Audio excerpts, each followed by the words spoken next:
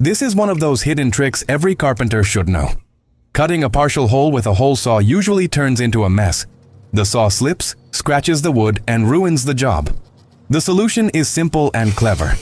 Using just a nail, you create a basic guide that keeps the hole saw perfectly centered. The cut becomes stable, clean, and precise, without sudden slips or marks. It works so well that you'll wonder why no one ever showed this before.